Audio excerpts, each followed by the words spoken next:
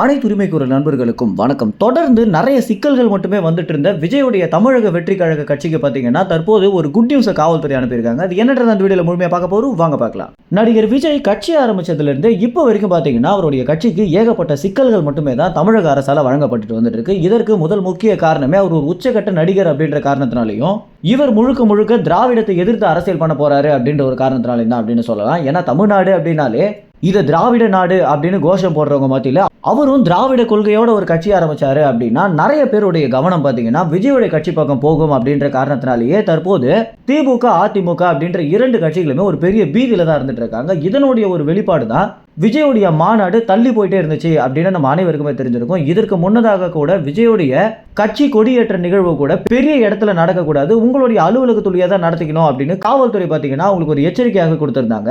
இருந்தாலும் இது ரொம்ப சர்வசாதாரணமாக விஜயோடைய அலுவலகத்திலே வச்சு கொடி திறப்பு நிகழ்வு பண்ணியிருந்தாங்க. எல்லாத்தையுமே ரொம்ப எளிதில் விஜய் கடந்து போயிட்டு இருந்த நிலையில் அவருடைய மாநாடு நடக்கவே நடக்காது அப்படின்னு காவல்துறை பார்த்தீங்கன்னா நிறைய சிக்கல்களை கொடுத்துட்டு இருந்தாங்க. இதனால விஜயும் தமிழக வெற்றி கழகத்துடைய நிர்வாகிகளும் பார்த்தீங்கன்னா ஒரு பெரிய அதிருப்தியில் இருந்தாங்க அப்படின்னு சொல்லலாம்.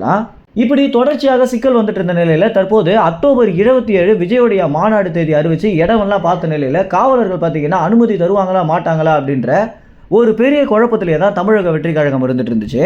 தற்போது விஜய்க்கு குட் நியூஸ் அளிக்கிற மாதிரி தமிழக காவல்துறை பார்த்தீங்கன்னா விக்கிரவாண்டியில் அந்த பகுதியிலே நடத்திக்கலாம் அப்படின்றது மட்டும் இல்லாமல் ஒரு பெரிய லிஸ்டையே அனுப்பி வச்சிருக்காங்க. அதாவது அந்த இடத்துல சாலை விதிமீறல்கள் எதுவும் நடக்கக்கூடாது அப்படின்னும், மக்களுக்கு இடையூறு விளைவிக்கக்கூடாது அப்படின்னும், போக்குவரத்து நெரிசல் ஏற்படக்கூடாது அப்படின்னும், மாநாடு நடக்கிற இடத்துல சுகாதாரம் ரொம்ப முக்கியம் அப்படின்னும், பிளாஸ்டிக் பொருட்களை போற்றக்கூடாது அப்படின்னு ஒரு பெரிய லிஸ்டையே பார்த்தீங்கன்னா காவலர்கள் அனுப்பி வச்சிருக்காங்க. இது வரைக்கும் தமிழக அரசியல் வரலாற்றில் எவ்வளவோ மாநாடு நடந்திருக்கும். ஆனால் விஜயுடைய மாநாட்டிற்கு அனுப்பியிருக்கக்கூடிய ஒரு லிஸ்ட் அப்படின்றது வேற எந்த அரசியல் கட்சி மாநாட்டுக்குமே போட்டதில்லை அப்படின்னே சொல்லலாம்.